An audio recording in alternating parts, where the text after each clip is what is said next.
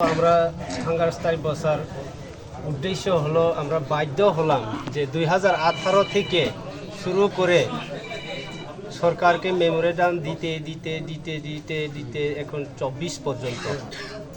এই 24 ভিতরে 18 থেকে 24 ভিতরে অনেকগুলি অফিসে প্রসিডিউর করার পরেও চিফ মিনিস্টার সাথে টেবিলে বসার পরেও এখানে ডকুমেন্ট চিফ মিনিস্টার অর্ডারে এখানে ডিএম এসডিএম সহ এখানে ডকুমেন্ট কালেকশন করার পরেও এসডিএম অফিসে জমা দেওয়ার পরেও আজ পর্যন্ত আমাদের যে রেজাল্ট পাইনি, তার কারণে আমরা বাধ্য হলাম যে হাঙ্গার স্ট্রাইক বসার জন্য।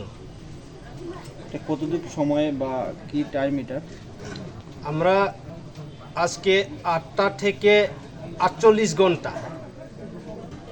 আমরা হাঙ্গার স্ট্রাইক বসবো।